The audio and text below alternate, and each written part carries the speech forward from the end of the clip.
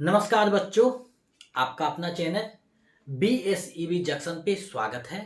हम आपके समक्ष आज के महत्वपूर्ण वीडियो में महत्वपूर्ण टॉपिक के साथ उपस्थित हुए हैं। अगर आप बिहार बोर्ड बिहार बोर्ड जो एग्जाम होने वाला है 2026 में, उसमें अगर आप बैठना चाहते हैं, बैठने वाले हैं, तो आपका जो तैयारी है संस्कृत विषय का, उसी को हम यहाँ पे करवा रहे हैं।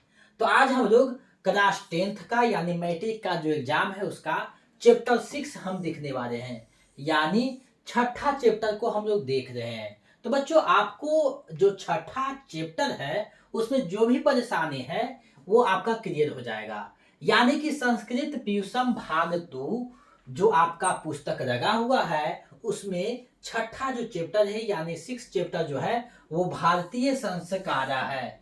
यानी आज हम लोग भारतीय संस्कारा चैप्टर को विस्तार से देखेंगे। महत्वपूर्ण जो टॉपिक है उसको अच्छे से समझेंगे, संस्कृत को अच्छे से हिंदी में समझ लेंगे।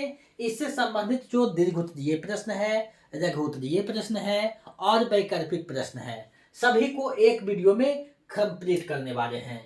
यानी आधे घंटे के क्लास में आपका ये पूरा जो टॉपिक है यानी चैप्टर 6 जो है वो आपका कंप्लीट हो जाएगा, जिससे आपका जो भी ऑब्जेक्टिव प्रश्न पूछा जाएगा या फिर सब्जेक्टिव जो भी पूछा जाएगा या फिर इससे संबंधित जो भी बातें पूछी जाएगी उसको हम लोग इस वीडियो में कंप्लीट कर देंगे। यानी एक वीडियो आधे घंटा का होता है, उसमें आपका एक टॉपिक कंप्लीट हो जाती है।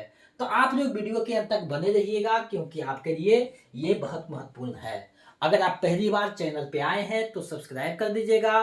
बच्चों, अपने दोस्तों में भी इसे शेयर कीजिएगा, क्योंकि संस्कृत आपके लिए सबसे कठिन सब्जेक्ट हो जाता है और इसमें आपका जो है बेहतर नंबर हो, तो इसके लिए आपको अच्छे से देखना होगा। बिहार बोर्ड की अगर तैयारी कर रहे हैं तो हमारे चैनल से आप जुड़ सकते हैं, यानी BSEB जंक्शन से आप जुड़ सकते हैं, जिसमें बिहार बोर्ड की संपूर्ण तैयारी आपको करवाई जाएगी। साथ ही आपका जो है मैराथन क्लास भी करवाया जाएगा, तो आपका जो संपूर्ण तैयारी है यहाँ पे हो जाएगी। तो आप लोग वीडियो के अंत तक बने रहिएगा, अच्छे से समझेंगे। यानी कि आपके पास अब समय बहुत कम है, 1 महीना से भी कम है, तो आप ये 1 महीना में बेहतर स्कोर कैसे पाएं, कैसे कोई भी टॉपिक को अच्छे से कंप्लीट करें, ये संपूर्ण वीडियो में आपका आधा घंटा में एक टॉपिक क्लियर, यानी कि जो संस्कृत का टॉपिक है वो क्लियर हो जाएगा। तो चलिए बिना देर करते हुए आज का जो टॉपिक है यानी भारतीय संस्कार जो टॉपिक है वो टॉपिक को हम लोग देखने वाले हैं। तो चलिए हम लोग शुरुआत से देखते हैं, समझते हैं और ये जो टॉपिक है इसको हम लोग क्लियर करते हैं। अब देखिए, आज का जो टॉपिक है वो आपके समक्ष उपलब्ध है। इस टॉपिक को हम लोग आज देखने वाले हैं। यानी आज हम लोग जो है भारतीय संस्कारा जो टॉपिक है उसको हम लोग देखने वाले हैं। यानी भारतीय संस्कारा जो टॉपिक है उसी को हम लोग देख रहे हैं। तो विस्तार से इसको हम लोग समझेंगे, जानेंगे, ताकि आपका जो तैयारी है वो बेहतर हो सके। तो आप लोग वीडियो के अंत तक बने रहिएगा, क्योंकि आपके लिए एक एक जो प्रश्न है वो महत्वपूर्ण है, एक एक वीडियो जो है आपके लिए महत्वपूर्ण है। तो आप लोग इस वीडियो के अंत तक बने रहिएगा। आज हम लोग पाठ यानी पाठ परिचय इसमें कर रहे हैं, यानी भारतीय संस्कारा के। तो कहा जा रहा है इसमें कि भारतीय जीवन दर्शन में चौर कर्म यानी मुंडन, उपनयन, विवाह आदि संस्कारों की प्रसिद्धि है। छात्रगण संस्कारों का अर्थ तथा उनके महत्व को जान सके, इसीलिए इस स्वतंत्र पाठ को रखा गया है, जिससे उन्हें भारतीय संस्कृति के एक महत्वपूर्ण पक्ष का व्यवस्थित परिचय मिल सके। बच्चों देखिए, इसमें आपको बताया जा रहा है कि हमारे जो संस्कार हैं, जैसे मुंडन संस्कार है, उपनयन संस्कार है, विवाह संस्कार है, उन सभी संस्कारों को आप समझ सके, यानी भारतीय जो संस्कार हैं उसको आप बेहतर से जान सके, इसलिए ये जो पाठ है आपके जो है टॉपिक के माध्यम से आपके पुस्तक में समाहित किया गया है, जिससे जो भारतीय संस्कृति है यानी भारतीय संस्कृति का जो विरासत है उसको आप समझ सके कि आखिर हमारे संस्कार जो है कितने हैं, कौन कौन से संस्कार कब होते हैं। ये सारे संस्कारों को आज हम लोग देखने वाले हैं। यानी आज का जो टॉपिक है वो क्या है, तो आज का टॉपिक है बच्चों षष्ठम पाठ, यानी छठा पाठ है, और भारतीय संस्कार है, यानी भारतीयों के संस्कार।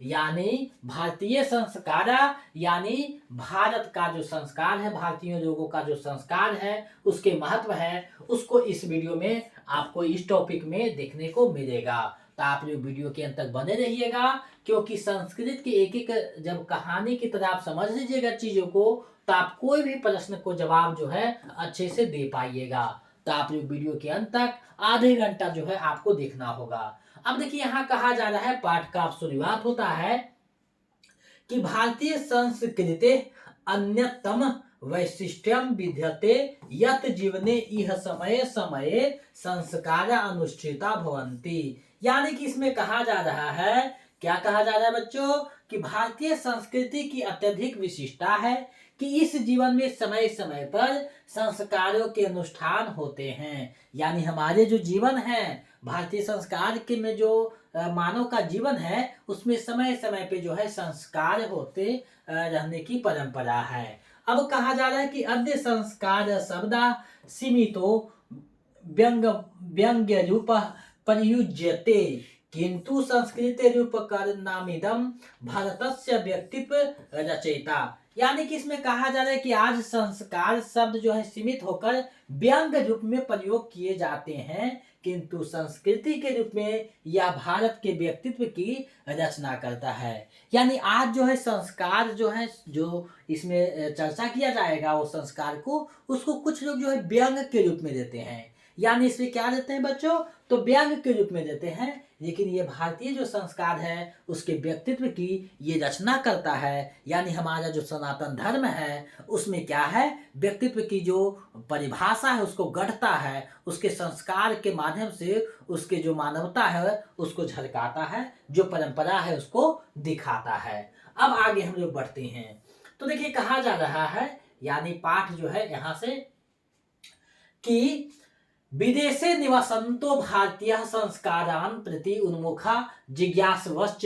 यानी कि कहा जा रहा है कि विदेश में बसे भारतीय लोग संस्कारों के प्रति उन्मुख जिज्ञासु हैं। यानी देखिए बहुत सारे लोग जो है भारत छोड़ के दूसरे देश में जा बैठे हैं, लेकिन वहां भी संस्कार के प्रति जो है उनकी उन्मुखता है, यानी उनमें जो है उन्मुख है, आगे बढ़ रहे हैं। जैसे आप देखे होंगे बिहार का जो छठ है वो पूरे विदेश में लोकप्रिय हो चुका है। छठ छठ नहीं, छठ एक विशाल विश्वव्यापी महापर्व बन चुका है। तो उसी प्रकार यहाँ के जो संस्कार हैं उसको अपनाते हैं विदेश के लोग भी। अब कहा जा रहा है कि पाठेस्मिन तेषां संस्काराणां संक्षिप्ता परिचयो महत्वाकांक्षा निरूपितम। यानी कि कहा जा रहा है कि इस पाठ में संस्कारों का संक्षिप्त परिचय और महत्व निरूपित किए गए हैं। यानी जो ये पाठ है इसमें संस्कार का जो संक्षिप्त रूप है, उसका महत्व है, उसको बताया गया है। भारतीय जीवने प्राचीन कालात् संस्कारा महत्तम मधा मधारेन। यानी कि कहा जा रहा है कि भारतीय जीवन में प्राचीन काल से ही संस्कारों के महत्व को धारण किए हुए है। यानी भारतीय जो जीवन है उसमें प्राचीन काल से ही देखिएगा संस्कारों का विशेष उल्लेख है। चाहे आप महाभारत पढ़िए, कोई भी ग्रंथ पढ़िए, वेद पढ़िए, उपनिषद पढ़िए, सब जगह संस्कार का चर्चा किया गया है। उसी में जो है यहाँ संस्कार, आज तो संस्कार उतना नहीं होते हैं, धीरे धीरे खत्म हो रहे हैं कुछ कुछ समाज में, लेकिन आप देखिएगा ऋषि मुनि का जो समाज है वहाँ अभी भी ये संस्कार होते हैं। आगे देखिए अब कहा जा रहा है, अब देखिए पाठ की शुरुआत यहाँ से होती है। अब इसमें क्या कहा जा रहा है कि प्राचीन संस्कृतिरभिज्ञानम संस्कारेभ्यो जायते। यानी कि प्राचीन संस्कृति का ज्ञान संस्कार से होता है। प्राचीन संस्कृति का ज्ञान किससे होता है बच्चों, तो संस्कार से होता है। संस्कार से किसका ज्ञान होता है, तो प्राचीन संस्कृति का ज्ञान होता है। देखिए इसी तरह से ऑब्जेक्टिव प्रश्न आपको बनेंगे। आगे कहा जा रहा है अत्र ऋषि नाम कल्पनासीत यत जीवनस्य सर्वेषु मुख्यावसरेषु वेद वेद मंत्राणाम पाठा आशीर्वादा होमा परिवार सदस्यानाम सम्मेलनम चा भावेत। यानी कि कहा जा रहा है कि यहाँ ऋषियों की कल्पना थी कि जीवन के सभी मुख्य अवसरों पर वेद मंत्रों का पाठ, बड़े लोगों का आशीर्वाद, हवन और परिवार के सदस्यों का सम्मेलन होना चाहिए। यानी ये ऋषियों मुनियों ने ये कल्पना किया था कि बहुत सारे जो मुख्य अवसर है उस पे वेद मंत्रों का उच्चारण होना चाहिए, बड़े लोगों का आशीर्वाद मिलना चाहिए, हवन होना चाहिए और परिवार के सदस्य आपस में जुटे। इसका क्या है, ये इन्होंने ऋषि मुनियों ने कल्पना की थी। अब उसकी कल्पना की थी तो क्या बनाया है, तो कहा जा रहा है तत्व सर्व संस्कारा संस्कारनुष्ठाने संभवती, यानी कि ऐसा सभी संस्कार के अवसर पर ही संभव है। यानी जब संस्कार होता है तो ऐसा संभव है। एवं संस्कारा महत्व धारयन्ति, और इस प्रकार संस्कार के महत्व को धारण करता है। किंच संस्कारस्य मौलिक अर्था परिमार्जन रूपा गुण गुणधान रूपश्च न विस्मर्यते, यानी कि कहा जा रहा है कि किंतु संस्कार का मौलिक अर्थ शुद्ध होना और गुणों का ग्रहण करना, रूप को नहीं भूलना चाहिए। आगे कहा जा रहा है कि अतः संस्कार मानवस्य कर्मसा परिमार्जने दोषापनयने गुणाधने चा योगदानम कुर्वन्ति, यानी कि कहा जा रहा है इसलिए सभी संस्कार मानव के क्रम से शुद्ध करने में, दोषों को दूर करने में और गुणों को ग्रहण करने में योगदान करता है। यानी ये जो संस्कार है दोषों को दूर करता है और गुणों को ग्रहण कराता है, ये जो संस्कार है वो। अब देखिए आगे कहा जा रहा है कि संस्कारा प्रायेण पंचविधा संति, यानी संस्कार प्रायः 5 प्रकार के होते हैं। अब आपसे पूछा जाएगा कि संस्कार प्रायः कितने प्रकार के होते हैं, तो कितने प्रकार के होते हैं बच्चों, तो 5 प्रकार के होते हैं। संस्कार जो है कितने प्रकार के होते हैं, तो 5 प्रकार के होते हैं। ये 5 कौन है, तो जन्म पूर्वस्त्रया शैशवा षष्ठ शैष्णाकिनी पंच गृहस्थ संस्कारा विवाह रूपा एका मरणोत्तर संस्कारस्य चैक एवं षोडश संस्कारा भवति, यानी कि कहा जा रहा है कि जन्म से पूर्व 3 संस्कार होता है, बचपन में जो है 6 संस्कार होता है, शिक्षा काल में 5 संस्कार होता है, गृहस्थ जीवन में 1 संस्कार होता है और मरने के बाद 1 होता है। अब देखिए 3 है, परस क्या है 6 है, परस क्या है 5 है, परस क्या है 1 है, परस क्या है 1 है। अब देखिए छोटी 9 अपा 14, 14 दो 16, यानी सब मिलाकर कितने हैं, तो इस प्रकार कितने संस्कार होते हैं, तो 16 संस्कार होते हैं। अब संस्कार कितने प्रकार के होते हैं, तो 5 प्रकार के होते हैं।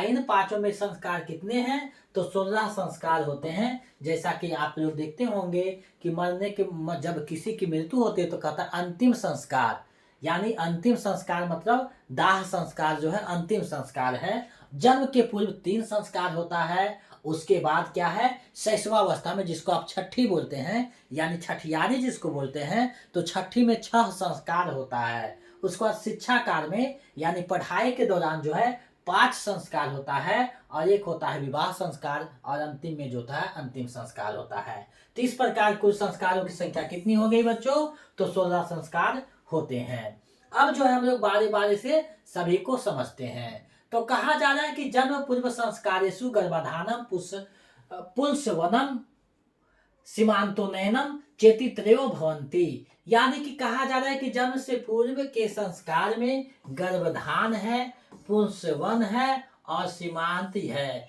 यानी कि ये जो है 3 संस्कार जो है जन्म के पूर्व होता है। अब आपको पूछ देगा कि पुंसवन जो है कौन से संस्कार के अंतर्गत आता है, तो जन्म से पूर्व संस्कार ये होता है, सीमांत भी जन्म से पूर्व है, गर्भधान भी जो है जन्म से पूर्व है। यहाँ गर्भ रक्षा, गर्भस्थ शिशु का संस्कार विधान और गर्भवती स्त्री की प्रसन्नता के लिए ये सब आयोजन किए जाते हैं। यानी कि ये जो गर्भ से पूर्व जो संस्कार होते हैं, तो गर्भ की रक्षा के लिए यानी गर्भधान संस्कार है, गर्भस्थ शिशु का संस्कार विधान है यानी पुंसवन है, और गर्भवती स्त्री को प्रसन्न करने के लिए जो है सीमांत यानी गोद भराई सब आप देखते होंगे होता है। तो ये जो है गर्भ से पूर्व होता है।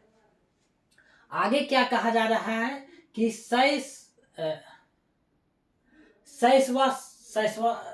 संस्कारेषु जात कर्म नामकरणम निष्कर्मणम अन्नप्रसानम चूड़ाकर्मण कर्म भेदेश्चेति कर्मसो भवति, यानी कि कहा जाए कि बचपन के जो संस्कार है, यानी बचपन में शैशवावस्था में जो 6 संस्कार होता है उसमें क्या है, तो जात कर्म है, नामकरण है, यानी बाहर निकालना, अन्न ग्रहण, चूड़ा कर्म और कर्ण भेद, ये सब जो है क्रम से होते हैं। यानी ये जो 4 संस्कार हैं, यानी कि नामकरण, अब देखिए जात कर्म हो गया, नामकरण हो गया, बाहर निकलना और अनग्रहण, चूड़ाकर्म और कर्ण भेदम। तो ये जो है निष्कर्मणम माने बाहर निकलना, निष्कर्मण, निष्कर्मण माने बाहर निकालने, यानी बच्चों को जो है एक रूम से जो है बाहर निकाला जाता है, छठी के बाद ही लोग उससे देखते हैं। तो जात कर्म यानी जाति का निर्धारण होता है, नामकरण होता है, बाहर निकाला जाता है, अन्न ग्रहण यानी अन्न थोड़ा सा मुंह में लगाया जाता है, चूड़ाकर्म यानी केस जो है मुनाया जाता है, कर्ण भेदम यानी कान का जो है भेदा जाता है, ऐसा कहा गया है। तो ये जो है 6 संस्कार होता है। तो ये जो है इसे क्या कहते हैं, तो छठी बोला जाता है, जिसे गांव देहात की भाषा में छठी यानी छठियारी बोला जाता है। तो ये तो सभी के जो है समाज में लगभग होता आ रहा है, छठियारी की परंपरा है। तो ये संस्कार बचा हुआ है। अब देखिए ऊपर में क्या था, 3 संस्कार हम लोग पढ़े थे, अब यहाँ 6 संस्कार पढ़े हैं। अब आगे बढ़ते हैं। तो आगे है शिक्षा संस्कारेषु अक्षरारंभ, उपनयनम, वेदारंभम, केशांत, समावत्तचेष्टि संस्कार प्रकल्पिता। यानी शिक्षा संस्कार में अक्षरारंभ यानी अक्षर का आरंभ करने के लिए एक संस्कार होता है, उपनयन संस्कार होता है, वेदारंभ संस्कार होता है, केशांत और समापवर्तन संस्कार होते हैं। यानी अक्षरारंभ में जो है अक्षर लेखन और अंक लेखन बच्चा आरंभ करता है, यानी लिखने के लिए आरंभ करता है। उपनयन संस्कार का अर्थ है गुरु के द्वारा शिष्य को अपने घर में लाना होता है। उपनयन यानी उपनयन किया जाता है, यानी किसी को जो है कोई शिष्य बनाता है, वो अपना जो है शिष्य स्वीकार करता है, तो उपनयन संस्कार है। आगे देखिए है कि शिक्षा नियमों का पालन करते हुए अध्ययन करते हैं तथा ब्रह्मचर्य का पालन करते हैं। तो ये क्या है, वहां शिष्य जो है ब्रह्मचर्य का पालन करते हैं। आगे है प्राचीन काले शिष्य ब्रह्मचारी इति कथ्यते स्म, गुरु गृह एवं शिष्य वेदारंभ करोति अस्मा। यानी प्राचीन काल में शिष्यों को ब्रह्मचारी कहा जाता था, गुरु के घर में शिष्य जो है वेदारंभ करते थे। वेदनाम महत्वम प्राचीन शिक्षायाम उत्कृष्ट मान्यते अस्मा। यानी कि वेद का जो है वेदों का महत्व जो है प्राचीन शिक्षा में श्रेष्ठ माना जाता था। तो वेद का आरंभ जो है कहा जाए वहां पे करवाया जाता है। के साथ संस्कार में गुरु के घर में ही शिष्य का प्रथम मुंडन होता है। यानी कि के साथ संस्कार गुरु गृह एवं शिष्य से प्रथम शौर्य कर्म भवति अस्मा। यानी कि के साथ संस्कार है, के साथ यानी कि गुरु के जो है आश्रम में उसका मुंडन होता था। यानी आप लोग गुरु शिष्य का जो परंपरा था वहां देखे होंगे, आप टीवी सीरियल में देखते होंगे कि राम कृष्ण सभी का जब गुरुकुल जाते हैं तो वहां मुंडन किया जाता है। तो क्या है कि साथ संस्कार है, यानी गुरु के घर पे जो है शिष्य का प्रथम मुंडन होता है। इसमें गोदान मुख्य कर्म होता है, यानी इसका जो है मुंडन जब होता है तो गोदान वहां पे किया जाता है। अतः साहित्य ग्रंथ में इसका, यानी यहाँ देखिए अतः साहित्य ग्रंथेषु अतः से नामांतरण गोदानस्य संस्कारत्वे लभ्यते। यानी कि इसमें गोदान जो है मुख्य कर्म होता है, अतः साहित्य ग्रंथों में इसका दूसरा नाम गोदान संस्कार भी है। अब आपको पूछ देगा कि गोदान संस्कार किसे कहा गया है, तो इसे क्या है, तो केशांत संस्कार को क्या है, गोदान संस्कार के नाम से भी जाना जाता है। आपको पूछ सकता है कि केशांत संस्कार को और किस नाम से जाना जाता है बच्चों, तो गोदान संस्कार के नाम से भी जाना जाता है। यानी केशांत जो संस्कार है उसे गोदान संस्कार भी कहा जाता है। यानी केश मुंडवाया जाता है, जिसमें गुरु को जो है एक गाय के जो है दान दिया जाता है।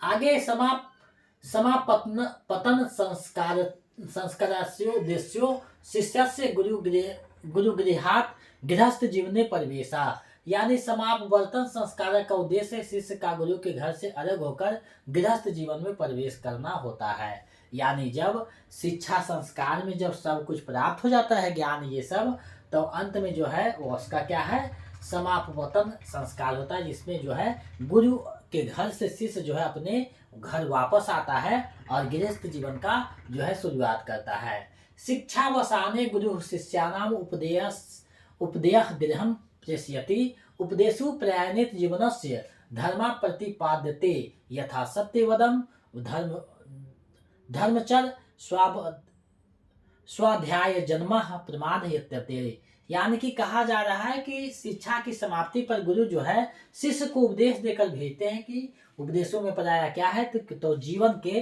कर्तव्य को बताया जाता है, जिसमें सदा सत्य बोलो, धर्म का आचरण करो, अपनी विद्वता पर घमंड मत करो। यानी कि जब शिक्षा संस्कार जो है खत्म होता है तो क्या है, गुरु द्वारा ज्ञान दिया जाता है कि सदा सत्य बोलो, धर्म का आचरण करो और अपनी विद्वता पर घमंड मत करो। ये जो है सिखाया जाता है। अब आगे यानी हम लोग जो है 3 संस्कार देख चुके हैं, 6 संस्कार शिशुअवस्था को भी देख चुके हैं और 5 संस्कार जो है शिक्षावस्था में भी देख चुके हैं। अब 2 संस्कार बचा हुआ है। अब यही 2 संस्कार को हम लोग आगे जो है देख रहे हैं।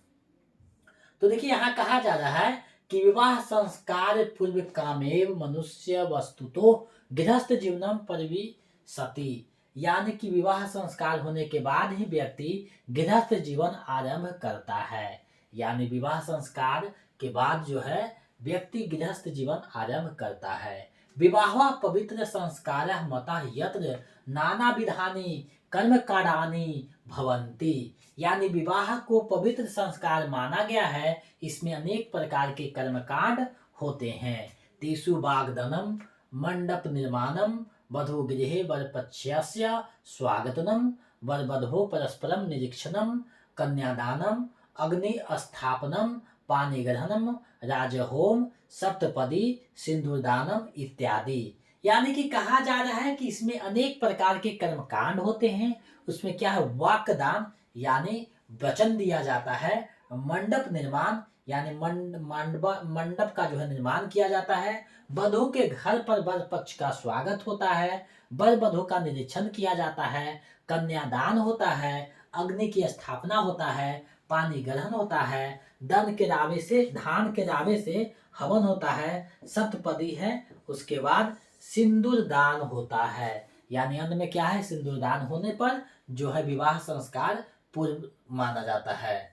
आगे इसमें कहा जा रहा है कि सर्वत्र समान रूपेण विवाह संस्कार से प्रायेण आयोजनम भवति। यानी कि वैवाहिक परंपरा सभी जगह एक जैसी ही है।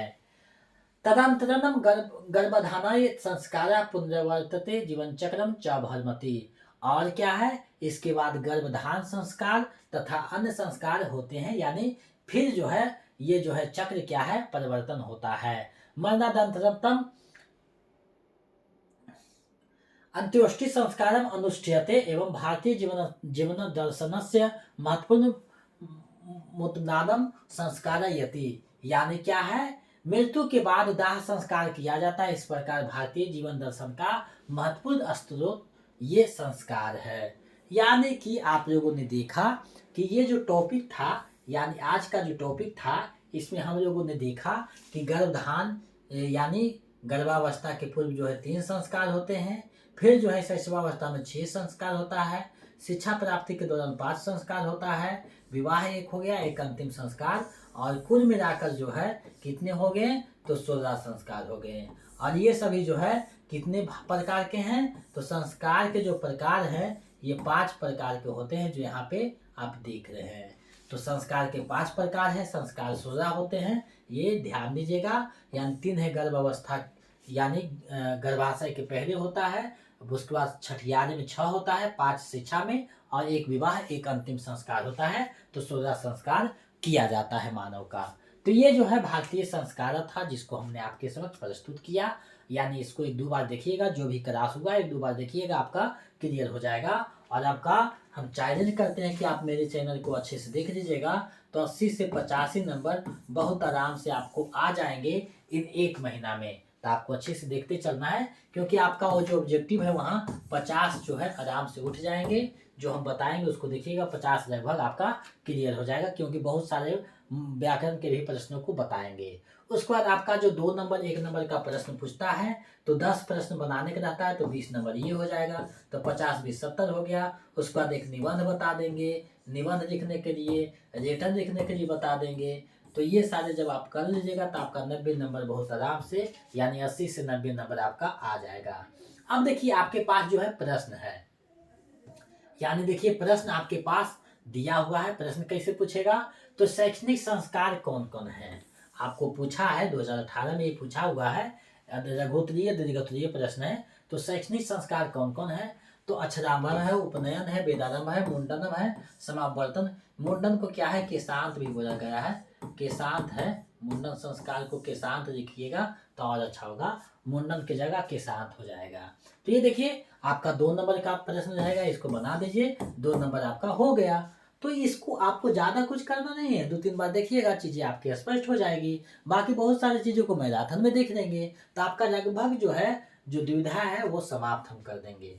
आगे है भारतीय संस्कार पाठ के आधार पर स्पष्ट करें कि संस्कार कितने हैं, उनके नाम क्या क्या है। तो देखिए संस्कार 16 है, जन्म के पूर्व 3 है, जिसको गर्भधान, पुष्पन और सीमंतोयन संस्कार होते हैं, शैशवावस्था 6 संस्कार होते हैं। ये जो है पूरे आपका यहाँ पे दिया हुआ है। ये जो है आपका 4 नंबर का प्रश्न है, इसको आप बना दीजिएगा, 4 नंबर आपका क्लियर है। 2018 में ये प्रश्न आया था और यहाँ देखिए 2017 में भी आ सक गया है, हो सकता है आगे 2026 में भी आ जाए। आगे देखिए संस्कार किसे कहते हैं, विवाह संस्कार का वर्णन करें 5 वाक्यों में। तो ये जो है आपका 2-3 नंबर का प्रश्न रहेगा। तो इसी प्रकार से देखिए बहुत सारे यहाँ प्रश्न दिए हुए हैं। तो हम कोशिश करेंगे कि टेलीग्राम चैनल अगर नहीं बना हुआ तो बना करके उसको भेज दें, आप लोग वहाँ से देख लीजिएगा। और इसको लिए जो है आप स्क्रीनशॉट यहाँ दे सकते हैं, अगर आपके पास नहीं तो यहाँ पे स्क्रीनशॉट आप कर सकते हैं या नोट डाउन पीच करके कर सकते हैं। अब देखिए भारतीय जीवन में संस्कार का क्या महत्व है, इसको आप पीच करके जो है कॉपी में नोट डाउन कर सकते हैं, बिल्कुल आपके अनुसार है। अब देखिए यहाँ छठा प्रश्न है, किसान संस्कार को गोदान संस्कार भी कहा जाता है, क्यों। 2018 में ये प्रश्न आया है। तो गोदान इसमें किया जाता है, इसलिए क्या है, इसे गोदान संस्कार कहा जाता है।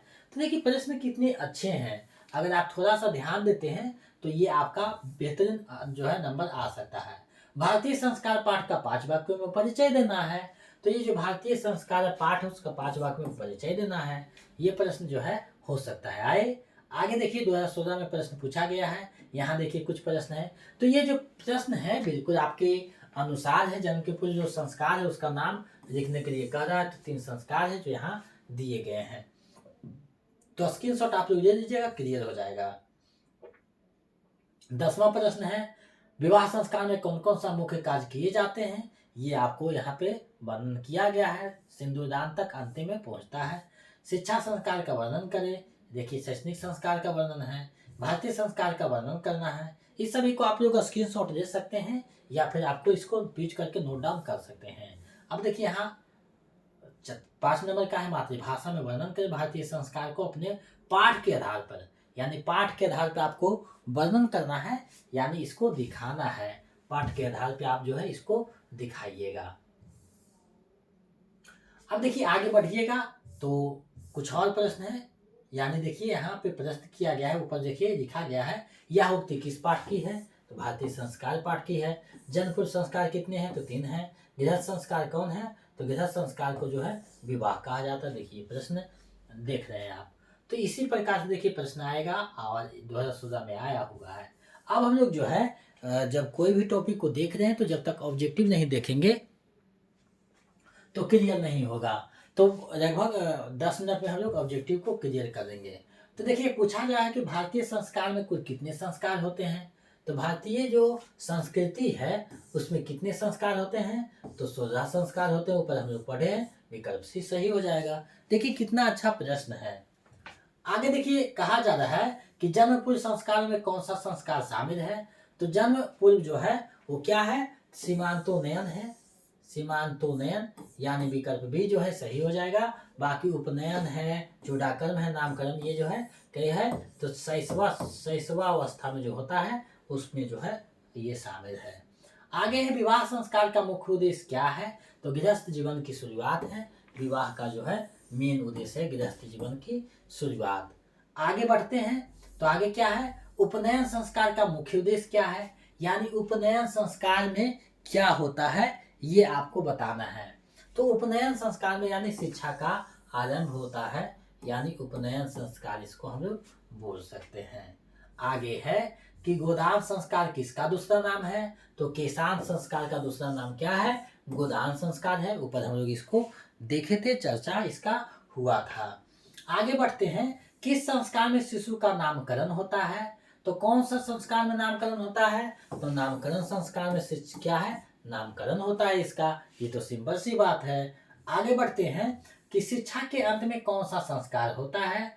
तो समापवर्तन संस्कार होता है, यानी समापवर्तन संस्कार होता है शिक्षा के संस्कार में जो है अंत, यानी शिक्षा वास्तु जो 5 संस्कार होता है उसमें अंत में क्या है? समापवर्तन होता है, यानी गुरु द्वारा अंत में दिया जाता है, उपदेश दिया जाता है कि सदा सत्य बोलो, धर्म का पालन करो। तो ये सारे जो है यहाँ दिखाया जाता है। आगे बढ़ते हैं, तो संस्कार का मौलिक अर्थ क्या है? यानी संस्कार का मौलिक अर्थ क्या है, ये आपसे प्रश्न पूछा गया है। तो संस्कार मतलब क्या है? शुद्धिकरण, यानी सभी रूप से इसका क्या है? शुद्धिकरण किया जाता है। आगे बढ़ते हैं, तो है प्राचीन काल में शिष्य को क्या कहा जाता था? तो ब्रह्मचारी कहा जाता था, यानी ब्रह्मचारी कहा जाता था। विकल्प सी जो है सही हो जाएगा। ऐसा जो है पाठ में चर्चा किया जा चुका है। विवाह संस्कार में कौन सा कर्मकांड मुख्य होता है?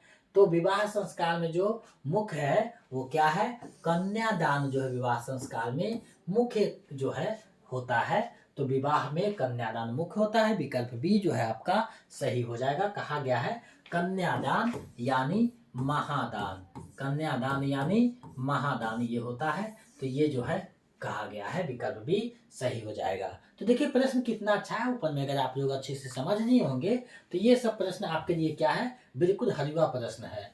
अब देखिए कहा जा रहा है कि समापवर्तन संस्कार का उद्देश्य क्या है? यानी शिक्षा का क्या है?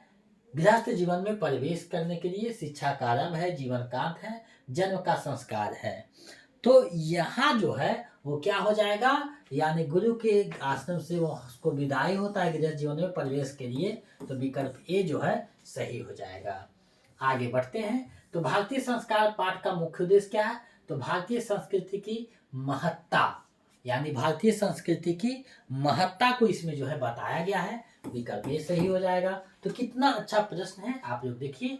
तो हम हमेशा बोल रहे हैं कि आप जो मेरे टॉपिक में जितने भी बताए गए हैं बिल्कुल सटीक जो है आंसर आपका है। इसको आप अच्छे से कीजिएगा तो आपका लगभग जो तैयारी है सही होगा। किस संस्कार में शिशु का अन्न ग्रहण होता है? तो अन्न ग्रहण जो है वो कौन से संस्कार में होता है, ये आपसे प्रश्न पूछा गया है। तो अन्नप्राशन संस्कार में जो है अन्न ग्रहण होता है। विकल्प भी सही हो जाएगा। आगे कन्यादान किस संस्कार का हिस्सा है? तो विवाह संस्कार का जो हिस्सा है वो क्या है? कन्यादान है, विवाह संस्कार में होता है। आगे देखिए प्रश्न पूछा गया है कि 6वां संस्कार में कुल कितने संस्कार होते हैं? तो 6वां अवस्था में जो है 6 संस्कार होता है, जिसे हम लोग छठी बोलते हैं, यानी छठियारी बोलते हैं इसको। तो विकल्प भी सही हो जाएगा। आगे संस्कार का क्या उद्देश्य है? तो संस्कार उद्देश्य का उद्देश्य क्या है? दोषों का निवारण करना, यानी जितने भी दोष है उसका निवारण यहाँ पे किया जाता है। विकल्प भी जो है सही हो जाएगा। आगे बढ़ते हैं, कहा जा रहा है कि गर्भधान किस संस्कार का हिस्सा है? जो जन्म से पूर्व जो है वो संस्कार है गर्भधान संस्कार। विकल्प ए सही हो जाएगा। आगे बढ़ते हैं, तो है प्राचीन काल में किस संस्कार का विशेष महत्व है? तो विवाह संस्कार जो है उसका विशेष महत्व है, यानी विकल्प ए जो है सही हो जाएगा, क्योंकि विवाह संस्कार जो है वो विशेष महत्व रखता है। अब देखिए कहीं कहीं आपको देखिएगा उपनयन संस्कार को भी महत्व बताया गया, लेकिन मेन जो है विवाह विकल्प रहेगा, तो उसी को आप लगाते हुए चलिएगा। आगे किस संस्कार के बाद शिष्य गृहस्थ जीवन में प्रवेश करता है? तो समापवर्तन में जो के बाद जो है प्रवेश करता है। विकल्प सी जो है सही हो जाएगा, यानी विकल्प सी जो है आपका सही आंसर है। आगे है अक्षरारंभ में क्या होता है? तो अक्षर और अंक लेखन का जो है आरंभ यहाँ पे करता है गुरु आश्रम में जाकर के। तो विकल्प ए सही हो जाएगा। कुछ और प्रश्न है उसको हम लोग देख लेते हैं। प्राचीन संस्कारों का क्या उद्देश्य था? तो जीवन को शुद्ध करना जो था, यानी जीवन को शुद्ध करना इसका जो है मुख्य उद्देश्य था, ऐसा पाठ में बताया गया है। तो विकल्प बी जो है सही हो जाएगा। नेक्स्ट प्रश्न है, किस किस संस्कार में गुरु शिष्य को अपने घर में लाता है? तो इसमें जो है उपनयन संस्कार जो है उसमें गुरु जो है शिष्य को अपने घर लाता है, यानी विकल्प बी जो है सही हो जाएगा। उपनयन संस्कार में ऐसा होता है, उपनयन संस्कार इसका सही आंसर हो जाएगा। आगे है, संस्कार शब्द का प्रयोग आजकल किस रूप में किया जा रहा है? तो ऊपर चर्चा किया गया है, व्यंग्य रूप में किया जा रहा है, यानी व्यंग्य रूप में इसका जो है प्रयोग किया जाने लगा है। आगे, विवाह संस्कार का मुख्य उद्देश्य क्या है? तो गृहस्थ जीवन का क्या है? शुरुआत है। गृहस्थ जीवन का शुरुआत है विवाह संस्कार। तो विकल्प बी जो है आपका सही आंसर हो जाएगा। केशांत संस्कार में कौन सा कर्म मुख्य होता है? केशांत संस्कार में कौन सा जो है मुख्य होता है? तो केशांत में जो है मुंडन होता है और गौदान किया जाता है। ये जो गुरु आश्रम में मुंडन होता है, यानी विकल्प ए जो है सही हो जाएगा। आगे है कि प्राचीन शिक्षा प्रणाली में किसका विशेष महत्व है? तो प्राचीन जो शिक्षा प्रणाली है उसमें वेद का जो है विशेष महत्व है, ऐसा बताया गया है। विकल्प ए जो है सही हो जाएगा। प्रश्न है, मरणोत्तर संस्कार का क्या नाम है? तो उसे क्या कहा जाता है? अंत्येष्टि कहा जाता है, यानी अंतिम संस्कार, यानी अंतिम संस्कार उसे अंत्येष्टि कहा जाता है। ये अंतिम संस्कार है, 16 संस्कार का ये अंतिम संस्कार है। आगे है, संस्कारों के पालन से क्या लाभ होता है? तो दोषों का निवारण होता है, यानी दोषों का क्या है? निवारण होता है। संस्कारों के पालन करने से दोषों का क्या है? निवारण होता है। आगे बढ़ते हैं, तो यहाँ भारतीय संस्कृति की विशिष्टता क्या है? तो भारतीय संस्कृति की विशिष्टता क्या है? तो यहाँ क्या है? संस्कार है। भारतीय संस्कृति में संस्कार है, तो विकल्प ए सही हो जाएगा। चलिए इस वीडियो का अंतिम और तीसरा प्रश्न हम लोग देखते हैं। शैशवावस्था के कितने संस्कार होते हैं? तो शैशवावस्था के जो संस्कार हैं वो कितने हैं? तो 6 संस्कार होते हैं, जिसे क्या है? छठी कहा जाता है। विकल्प डी जो है सही हो जाएगा। तो बच्चों, आज हम आपके सामने भारतीय जो संस्कार था टॉपिक था, यानी भारतीय संस्कार जो टॉपिक था उसको मैंने प्रस्तुत किया, और हमें पूरा विश्वास है कि आपकी तैयारी को महत्वपूर्ण भूमिका निभाएगा। तो भारतीय संस्कार जो टॉपिक था, यानी ये छठा चैप्टर था, ये हो गया है। इसी तरह जो है और जो बचा हुआ चैप्टर है 8, उसको हम लोग कर लेंगे, यानी जल्दी जल्दी इसको कर लेंगे, जिससे कि आपका जो तैयारी है ये महीना में लगभग किताब खत्म हो जाएगा। उसके बाद जो व्याकरण का कुछ 2-3 टॉपिक देखेंगे, जिसमें निबंध है, लेटर है, और कुछ है जो है संदेह विच्छेद 1-2 रहेगा तो देख लेंगे, और जो है वाक्य वाला देख लेंगे। तो ये सब जो महत्वपूर्ण है उसको देख लेंगे, जिससे आपका तैयारी बेहतर हो जाएगा, और आप बहुत आराम से 80 से 90 नंबर आप ले करके चले आइएगा, जिसमें कोई जो है दिक्कत नहीं होगा। आप थोड़ा सा ध्यान दीजिएगा, वीडियो को जो है 3-4 बार आप देखिए, तो आपका जो है तैयारी संस्कृत का जो है चिंता करने की बात नहीं है। बहुत सारे जो है MCQ भी देखेंगे, मैराथन भी देखेंगे, तो आपको कोई भी बात सोचने की आवश्यकता नहीं, संपूर्ण तैयारी आपकी हो जाएगी। तो आप लोग BSEB जंक्शन पे बने रहिए। अगर आप पहली बार आए हैं तो चैनल को सब्सक्राइब कर दीजिए, दोस्तों में बच्चों शेयर कीजिए जितना से ज़्यादा हो सके, क्योंकि आप जितना ज़्यादा रहिएगा उतना बेहतर हमें पढ़ाने में मज़ा आएगा।